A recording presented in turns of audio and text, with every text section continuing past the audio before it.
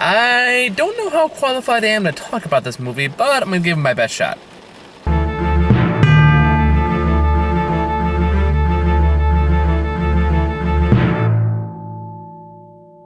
Hey guys, I apologize in advance for any background noise you hear. It's raining cats and dogs right now, so yeah, anything you hear is just rain.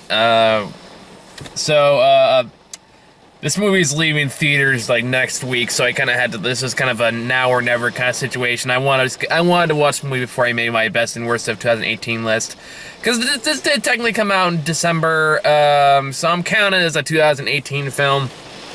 And yeah, this is written and directed by, I think, what's his name, Billy Jenkins, I think, who directed Moonlight. So this is a case where, like, I really didn't want to miss this one. Yeah, I'm going to check who wrote this thing really quick. Jesus Christ, it's raining fucking awful out here right now. Yeah, oh, sorry, Barry Jenkins. Barry Jenkins wrote and directed this movie. I was close to this time. I get a lot of names wrong all the goddamn time, but at least I was close this time.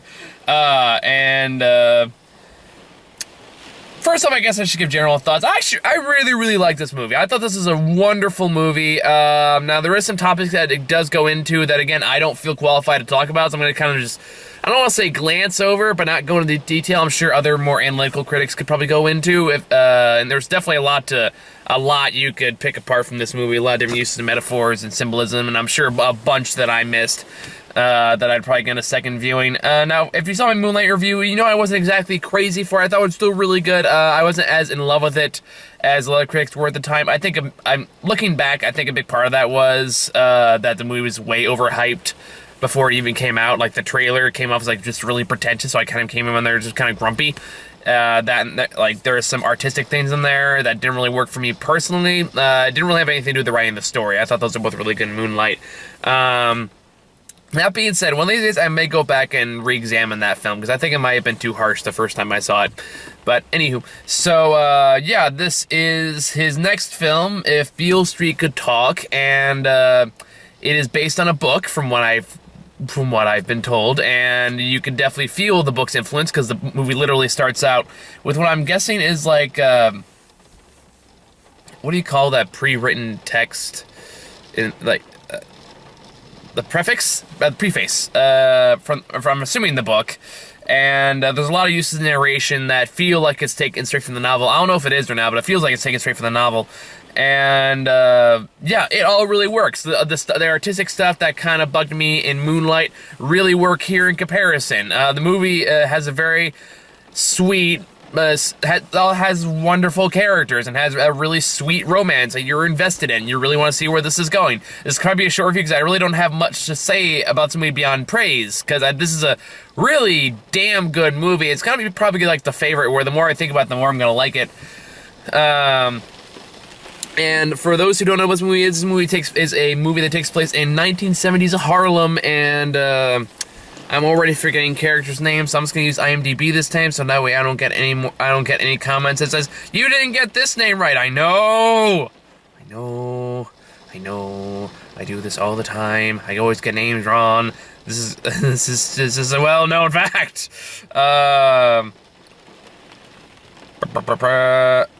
Okay.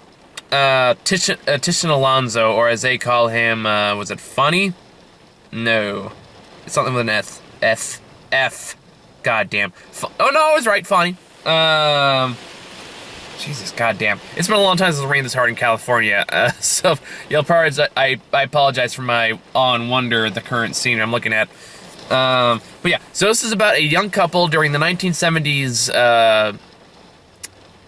era in Harlem in New York, and it starts out with Kiki Lane, who plays Tish, finding out she is pregnant with Fonny's child, who is currently in jail under false charges of raping a young Puerto Rican woman.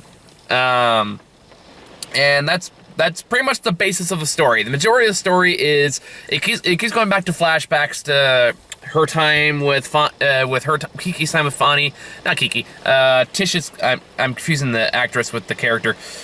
Tish's time with Fonny, and their developing romance, and how they kind of came, and how basically it kind of goes from when they became intimate to right before he gets arrested, and all those scenes are wonderful. I mean, like all the stuff that kind of annoyed me about Moonlight, like, and again, I really should rewatch it to re-examine it, but especially now that I feel like I have a different perspective than I did a year ago. Like the use of slow-mo cameras, the cinematography, the use of soft lighting, all convey this beautiful intimacy.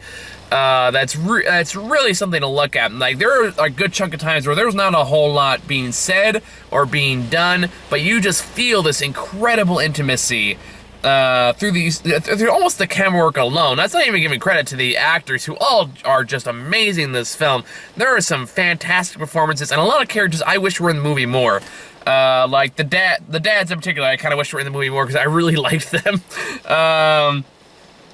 That being said, there was like this is like the most minor nitpick complaint I have for this film, is that there are 3 characters early on that are in one scene and then they never show up again, which is for the movie's benefit.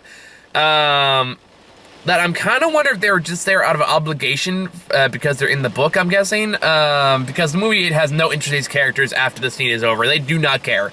But it's basically the scene when Tish has to tell her own family that she's having a baby, which goes pretty well. The dad's a little shocked at first, but then he comes around, he starts celebrating. He's a really likable guy. And then he has to tell Fonny's family, so they invite them over, and then I guess the mom is much more of the ultra-conservative Christian woman, who, to be fair, is wonderfully portrayed, who is wonderfully acted. The performances are great, but she just comes off as, like, queen bitch. Like, she's that kind of character, with her 2 little worker bees, just kind of her daughters, kind of following around, just kissing her ass every chance they get. And she's definitely the one, like, your child is born of sin, and yada, and like all that. And there, even gets to the point where she just basically says, "I hope your baby miscarries," or something like that. And then that's when her husband just slaps the shit out of her. Which, on one hand, I'm like, oh, I do not condone violence against women, but we're gonna do it to anyone. Oh, please don't use that against me sometime down the line. Don't hurt women. That goes without saying. But that was definitely a case where, like, she's only. I'm kind of thinking, like, oh god, is this gonna be like a redemption arc for that character, where she eventually comes around, they become a big happy family, or it gets worse, she condemns them and goes out of the way to try to ruin their life? No, the movie does not do that. After this scene is done, she and the sisters are out of the movie. They do all the things you expect them to do with that character within the first 20 minutes of the film. They color on their bullshit. They throw some sass around. Tish's sister gets in great one-liners about how she's gonna fucking kick her ass. It's actually pretty satisfying. It's only a very short scene. And that actually gets a good point about the movie in general, is the fact that it's really, really good about establishing its characters very early on, before they even had much to say or much to do. Especially with Tish and Fonny, because it's a very interesting case where you don't even have, like, they just have camera shots of them walking along, like, holding hands, or they're just cut to each faces and how they're looking at each other. Just shots like that tell you so much about how they feel about each other, and how they communicate with each other, how they don't really have to communicate with words. They just do it through body language, and just looking, and just eyes, and you already feel this intense, not necessarily intense, but very loving relationship between the two. And the movie and the camera work and just to convey that emotion is unbelievably good. And that's something that Barry Jenkins did really good in Moonlight too. Although to not necessarily affect a romance, but he did use those similar shots to convey other more stronger emotions. If I recall. Again, I really need to sit down and rewatch Moonlight one of these days. The movie does talk a bit about like false imprisonment, and definitely delves into a bit of police discrimination against black people. In the way that's definitely meant to be kept strictly in the 70s, but you can also tell that it's still kind of applying to modern day times too. Like, the problem has not really changed all that much. It's just more secret now, I guess, depending on where you live. But again, I don't want to comment too much on that because it's not a topic I know a great deal about. I mean, for a white guy, I know a fair amount about it, but not enough that I feel comfortable leading to discussion on the matter. And then again, that's not really, it's definitely the plot, but it's not the focus of the film. It's the setup, but it's not the point. Although I would still say it has something to say about it, but the main focus is just on Tish and Fonny's relationship and how they find a way to make their relationship work, and just how deeply and how much they care about each other, even though they have this horrible shit happen to them that they really don't have any control over, and it's in such a tricky situation. Without going too much into details, because I don't want to spoil this movie. I do think you should check it out if it's still in your theaters. I do think it's worth watching. I do think it's worth paying full price for. And it'd probably be on my top 10 list when I start making that, probably tonight, honestly. Where were we going with this? Yeah, so, fuck, I lost train of thought. But yeah, one thing I was like with the movie is I was kind of worried at first that, especially in like the first half of the movie, that it was doing the artsy stuff by showing Tish and Fonny's relationship, and all that stuff works great. I'm not knocking that down, but I was worried at first that it was going to result in like them just only focusing on those kind of interactions between the two, and they weren't going to have any actual conversations later down the line. But they don't do that either, and they do have a chance to show character, and they do have a chance to really define their personalities and who they are and how they interact with each other outside of just the lovey-dovey stuff.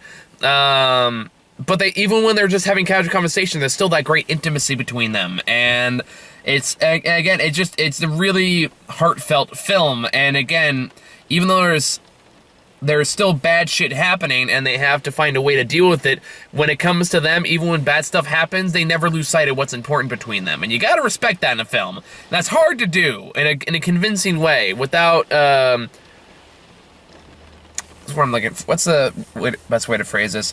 Without the set pieces or the plot getting in the way, I guess. And that's not to say that the set pieces and the plot are important, but the focus of the movie is clearly the romance, and Barry is very careful about not letting that focus go away, in a very wonderfully done way. This movie does rely a lot on narration, which I know I've knocked about before, especially with Vice. And again, I feel bad I have to shit on this movie yet again, but it is such an apt comparison for two movies that are in theaters right now.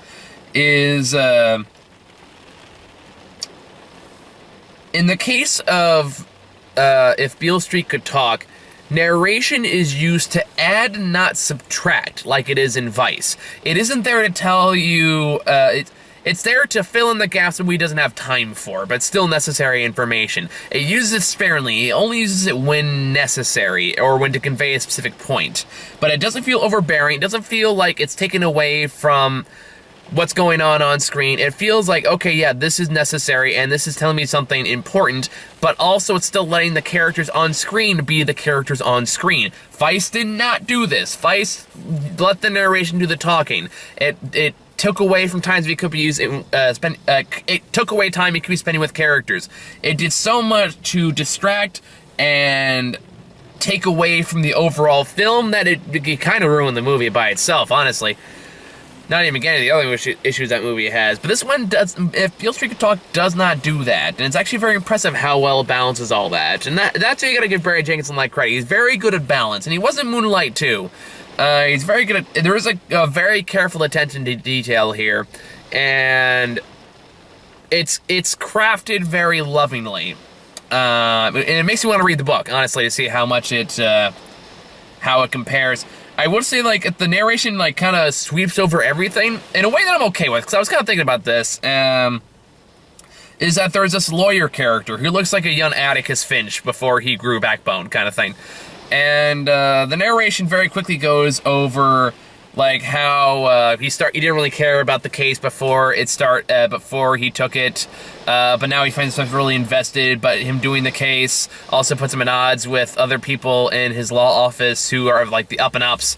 And the movie very quickly glances over that in about like a 5-minute sequence, and I'm kind of thinking like, well, why didn't we get more of the lawyer character? Why didn't we get that? And I was thinking about that, and I kind of came to a quick realization why. It's because we didn't want to turn it into a white savior movie, which it really would have. It shifted focus away from the couple and the black families and shifted onto the white lawyer trying to help them. It would have absolutely turned it into an entirely different movie that Barry Jenkins clearly didn't want to make with this. So like, that bugged me at first, and I thought, I was like, no, you know what? This makes sense. I'm okay with this. This works. This still works. Again, it adds it, but it doesn't subtract. It tells you what you need about this character, but also makes it clear that he's not the focus, and we're not gonna spend a lot of time with him. So, like, you know what? Like, this works okay. This works okay. Kind of like with the Queen Bee that shows up in the beginning of the movie. Like, it shows that character for as long as they're needed, and then takes him away. In a way that doesn't bother you. It doesn't bother these characters disappear. They still serve a function. They still serve a purpose. But not so little so that you wonder why they're in the movie at all. It's still very clear why these characters are in this movie. Yeah, honestly, I can't really think of a whole lot to complain. Like, I don't really have a whole lot of detractions from this film. I think this is a wonderfully crafted, beautifully shot, perfectly written film, and it's gonna be fairly high up there on my top 10 list. I don't think it's my number one. If you've watched this season up to this point, you probably know what my number one's gonna be. But oddly enough, another movie I saw here by myself, which I'm still grateful for, thank God. But anyway, yeah, this is just a wonderful film, and if you get a chance to go see this before it goes out of theaters, maybe if you're lucky, it'll stick around for you guys a little longer. I know it's leaving for this area tomorrow, so that's why I'm really glad I made time to go see it. This is definitely worth a watch, and if you don't catch it in theaters, I go watch it on Blu-ray or rent it or whatever the case may be, but go watch it. It is a beautifully crafted film, and like, I'd be shocked if this didn't get nominated for something. If nothing else, like, best cinematography. But honestly, you can really nominate any of these actors for a main or supporting actor nom. So, and you know it's going for the Oscars. You just know it's Oscar bait, but it's great Oscar bait.